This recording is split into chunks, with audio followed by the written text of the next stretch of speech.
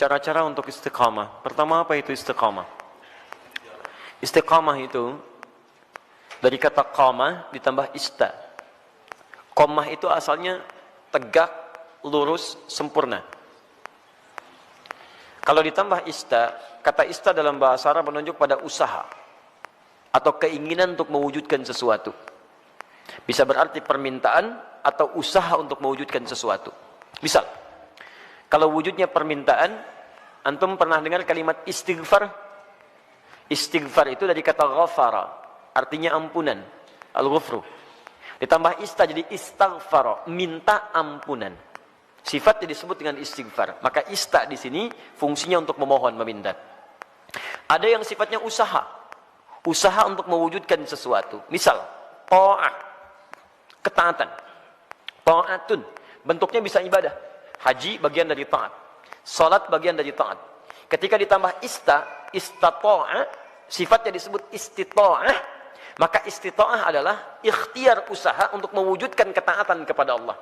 Kalau dikaitkan dengan haji, artinya usaha agar bisa mewujudkan haji yang diharapkan. Ikhtiar agar bisa berhaji, singkatnya demikian. Maka disebut dengan istita'ah. Ketika Allah misalnya sampaikan man istata'a ilaihi sabila, haji itu disebutkan istata'a.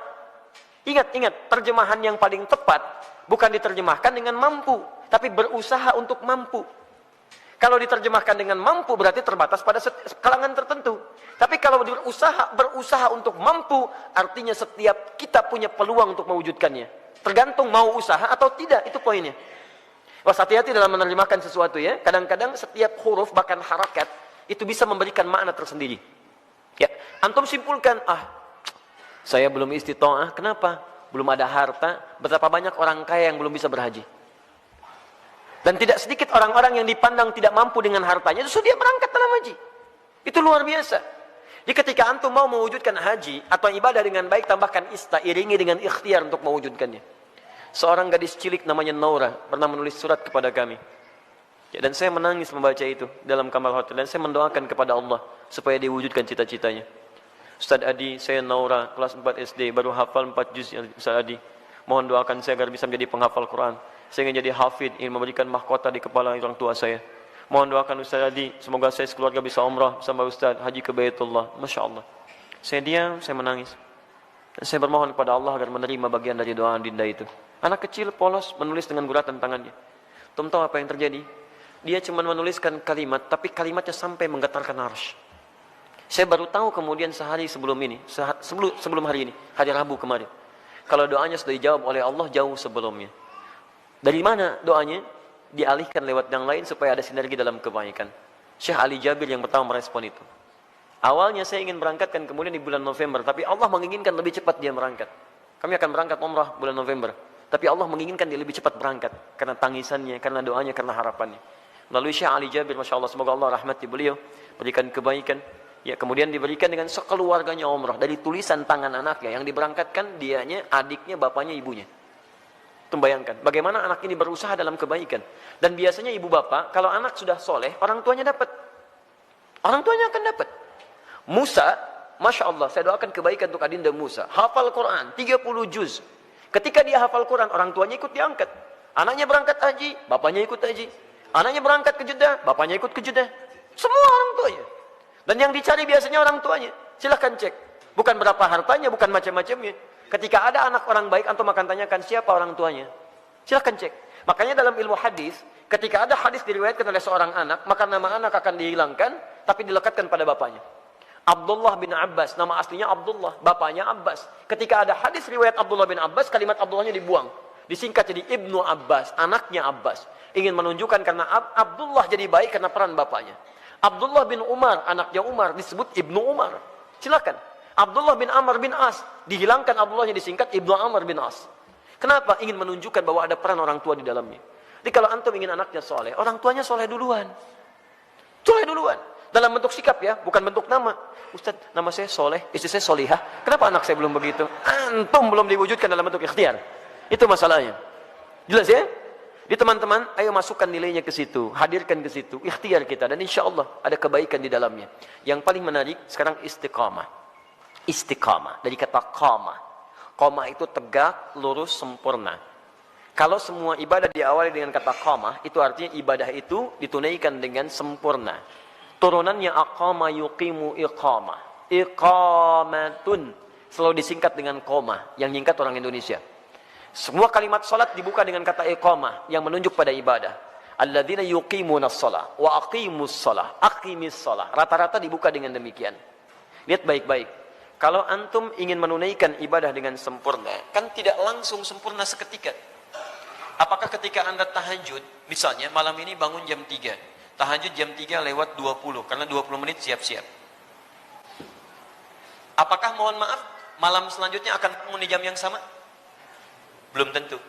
Walaupun alarm dipasang dengan situasi yang sama, 2.15, 2.30, 2.45. Alarm pertama mematikan alarm kedua. Alarm kedua matikan alarm ketiga. Alarm ketiga masih nundutan, ya kan? Menunggu jam 3 tiba. Nih, hari pertama bisa pas jam 3, tapi hari kedua belum tentu. Ya, hari kedua sama bangun, tapi informasi lebih dahsyat sampai kepada kita. Begitu mau ngambil air wudhu, BBM bunyi, ping, setan masuk kemudian ke hati kita. Baca dulu daripada penasaran. Begitu dibaca, Masya Allah, MU melawan Manchester City. Waduh, pertemuan dua pelatih klasik antara Pep Guardiola dengan Jose Mourinho. Sekarang poinnya cuma beda 2, karena kemarin MU dia seri ya skornya, kemudian Manchester City menang, skornya cukup telak, 7-2 dia menang kemarin itu. Masya Allah, sekarang akan pertemuan menentukan. Kalau MU menang maka juara dia, poinnya 1 bedanya. Kalau Manchester City menang, poinnya beda 5. Wah, luar biasa. Terus orang ini suka bola lagi, itu yang masalah. Saya nggak pernah nonton teman-teman, tapi kalau saya katakan saya nggak nonton, buang-buang waktu, buang-buang. Tapi saya kalau ditanya, insya Allah bisa jawab. Ya, itu. Ya. Saya tahu Ancelotti dipecat, saya tahu. Ya, Ancelotti dipecat di Bayern Munchen. Ya, karena kemarin dia kalah juga. Ya, 3-0 kalah di Liga Champions. Ya, kemudian langsung seketika dipecat. Nanti isunya akan digantikan oleh Jurgen Klopp. Jurgen Klopp sedang melatih Liverpool sekarang. Ya, isunya musim ini dia akan selesai dan pindah lagi ke Bayern Munchen.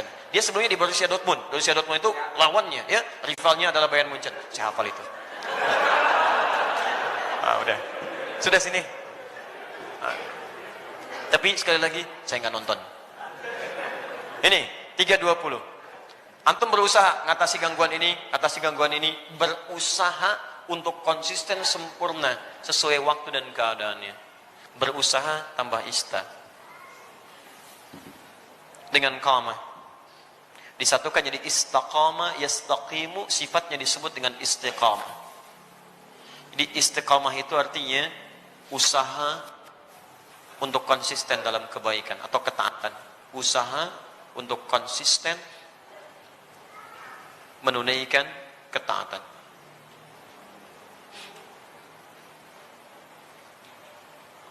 Istiqamah tahajud, istiqamah puasa, istiqamah baca Al-Quran, istiqamah berdoa dalam kebaikan. Sekarang pertanyaannya, bagaimana cara saya bisa istiqamah? Itu pertanyaan terbesarnya. 1, istiqamah dimulai dengan ilmu, pengetahuan dulu. Kalau antum kerjakan sesuatu tanpa pengetahuan, maka tidak akan ada motivasi bagi kita untuk menguatkan hal yang ingin kita kerjakan. Bahkan Nabi SAW pun ketika akan diangkat menjadi Rasul, kemudian diberikan tugas beliau untuk berdakwah, itu jedanya 5 tahun sampai berdakwah, dan dari jeda itu diberikan dulu bekal pengetahuan. Apa ayat yang turun kepada beliau? Pertama kali wahyu pertama turun, Iqra. Diminta belajar dulu. Belajar. Baru kemudian setelah turun pengetahuan yang cukup, baru 5 tahun setelah itu, 615 Masehi, diberikanlah tugas kemudian dengan turunnya Quran surah ke-74, Al-Mudaththir, untuk berdakwah secara terang-terangan. Nah, sekarang antum ingin istiqomah di bidang apa? Misal antum pilih dulu, saya ingin istiqomah satu-satu lah, gak usah semuanya. Misal, saya mau istiqomah dalam sholat dulu. Maka sebelum antum tunaikan ibadahnya, antum keluarkan dulu hadis-hadis, ayat-ayat dari Al-Quran, hadis dari Nabi, petunjuk sholat yang benar. Kalau antum tidak keluarkan ini, nanti antum akan istiqomah pada yang salah. Karena boleh jadi antum sholat dengan cara yang keliru. Salah takbirnya, kemudian salah rukunya, salah sujudnya, maka turunkan kemudian pengetahuannya untuk memudahkan kita dalam menunaikannya. 1. Yang kedua, keluarkan kemudian motivasi-motivasi positifnya. Ya, keutamaannya. Keutamaan itu untuk selalu memotivasi kita kala kita sedang menurun, ya, dalam mengerjakan amal soleh yang dimaksudkan. Misal, itu boleh dituliskan. Saya ingin tunaikan tahajud, ingin istiqamah. Antum keluarkan keutamaan tahajud, tuliskan. Ada 4 keutamaan tahajud dalam Al-Quran. Quran surah 17 ayat 79 sampai dengan 81, paling kiri sebelah atas. 1, mengangkat karir di tempat terbaik. Asa ayyab'atsaka rabbuka maqama mahmuda. 2, mendapat bimbingan Allah saat menjalani aktivitas. Wa rabbi adkhilni mudkhala sidqin. 3, mendapat bimbingan Allah keluar dari kesulitan. Wa akhrijni mukhraja sidqin. 4, mendapat perlindungan dari Allah ketika diganggu oleh orang lain, langsung tanpa perantara. Waj'alni min ladunka sultanan nasira. Demi Allah saya katakan ya, saya mohon kepada antum, kalau masih punya banyak tugas, pekerjaan macam-macam tuh jangan tinggalkan tahajud. Walaupun cuma 2 rakaat, witirnya 1 rakaat. Jangan tinggalkan. Kalau antum konsisten, maka nilai-nilai kebaikan akan Allah berikan. Supaya jadi motivasi, antum tuliskan itu. Tempelkan di samping kanan, di dinding tembok kita mau tidur itu, sampaikan sebelah kanan. Tempelkan. Di begitu antum mau tidur, antum bisa melihat itu. Dalam keadaan lupa pun ketika antum melihat itu, antum bisa termotivasi untuk bangun di malam harinya.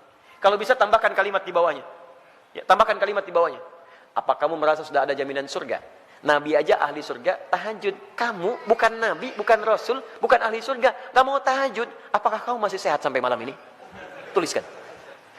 Sampaikan. Dibuat kalimat-kalimat quote-quote yang indah untuk memotivasi kita ibadah. Ayo.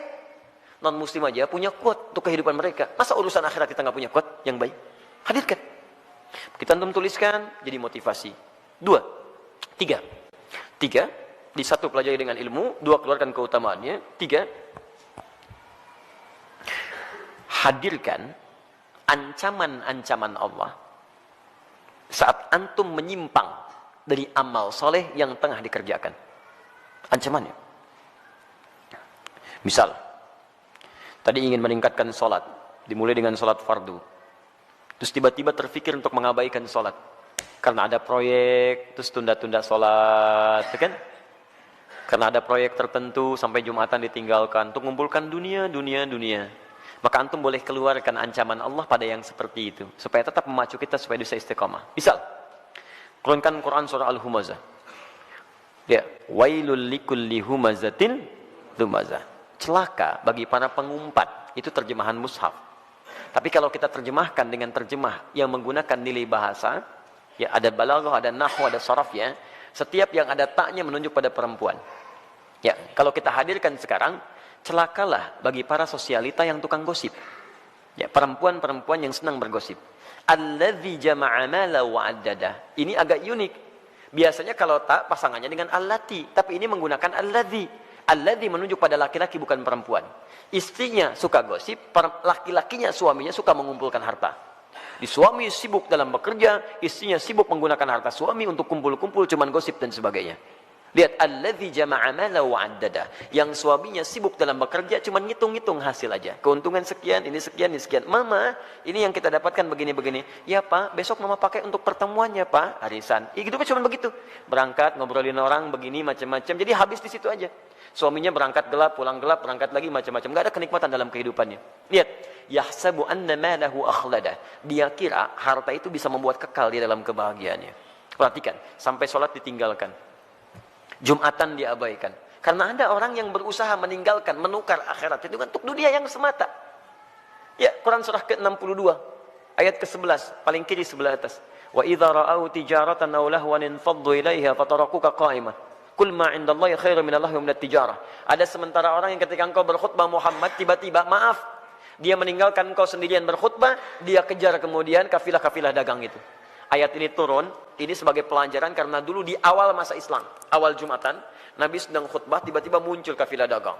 Diskon besar, 90%, 90% lewat tuh, samping masjid. Mereka yang masih lama iman meninggalkan Nabi berkhutbah, mengejar barang dagangan itu. Lihat, selalu rumusnya begini. Kalau tidak disebutkan di Quran siapa orangnya, kapan kejadiannya, artinya kejadian itu akan berlaku umum di masa-masa selanjutnya. Dengan situasi yang berbeda. Masya Allah, antum bisnis nih, keuntungannya 10 miliar teman-teman sekalian. Tapi tanda tangannya dilakukan pas saat sholat Jumat. Pilih mana antum? Ngejar proyek 10 miliar, atau antum Jumatan dulu baru kemudian kejar proyek itu. Pilih mana? Pas tanda tangannya waktu Jumat. Yang kalau dalam ikhtiar manusia, maaf, ikut Jumat dulu lewat proyek ini.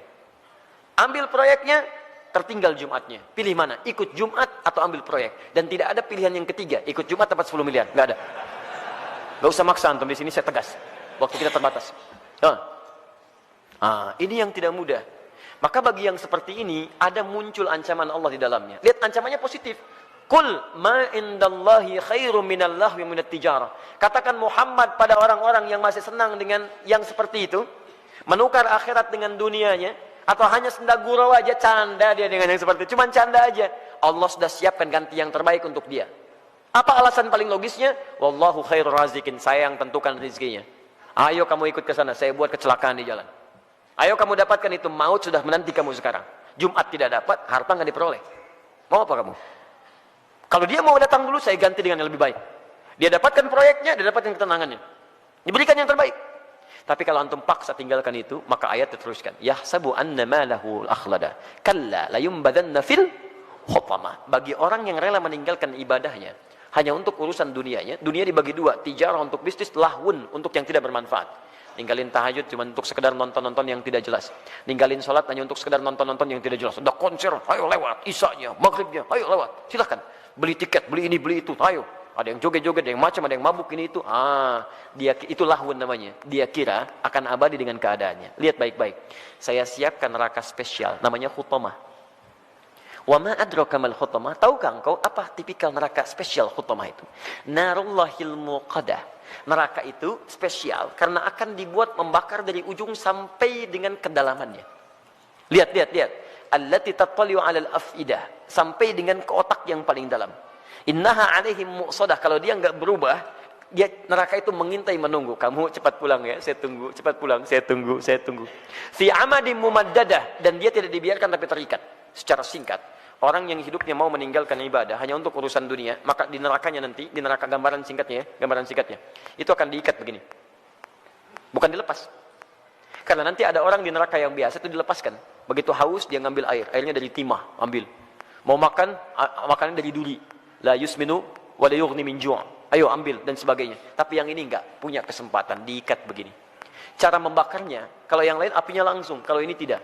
Dari ujung kaki seperti dilas. Sampai dalamnya matang. Dan ini tidak akan pernah naik kalau belum matang. Awas, matang dulu. Begitu sudah matang naik, yang ini sembuh, ini matang dulu.